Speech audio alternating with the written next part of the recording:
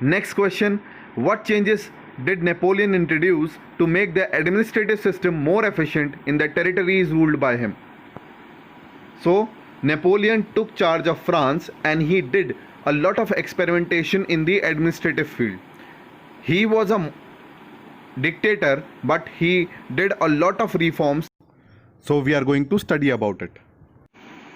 So, you can get this question in many forms, like tell about the Napoleon Civil Code 1804, or explain the revolutionary principle incorporated by Napoleon, or can give you a statement and then tell you how to analyze the statement and argue with arguments.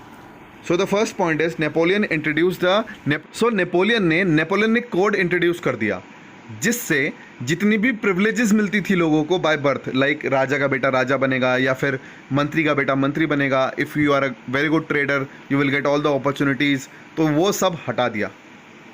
Established equality before law, और सारे लोगों के लिए law equal कर दिया.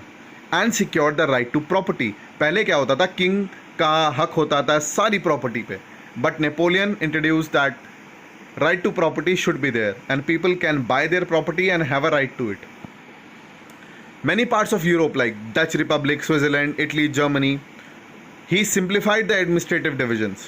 उन्होंने feudal system बंद कर दिया. फ्यूडल सिस्टम पुराने ज़माने में ऐसा होता था कि कोई इंसान एक वेसल, मतलब कि अपना सर्वेंट से काम करवाता था पीस ऑफ लैंड पे, और फिर बाद में उसे उस लैंड को दे देता था. And freed peasants from serfdom and manorial dues. और जितने भी स्लेव्स थे जो बॉन्डेड लेबर थे, सर्फडम था मतलब गुलाम बनाए हुए थे, उनको उनकी आज़ादी दे दी नेपोलियन ने. Napoleon remove the guild restrictions from the town. So town में ऐसा होता था, गिल्ड्स बनी हुई थी, मतलब कि ग्रुप्स बने हुए थे कि 4 ट्रेडर हैं तो 4 ही ट्रेडर ट्रेड करेंगे उस मार्केट में, और जो 5वां अगर कोई नया ट्रेडर आएगा he will not be allowed to trade. So he remove the guild restrictions. Infrastructure पे बहुत ध्यान दिया, ट्रांसपोर्टेशन इंप्रूव किया, कम्युनिकेशन इंप्रूव किया, बैंकिंग सिस्टम को इंप्रूव किया.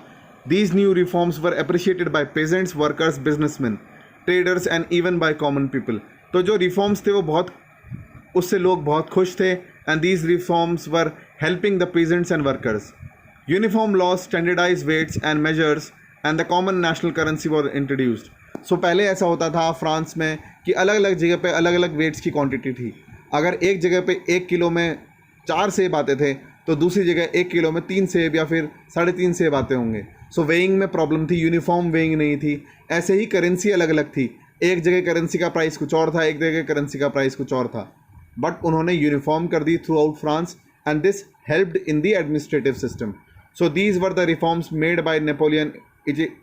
They were also called the Napoleonic Code of 1804.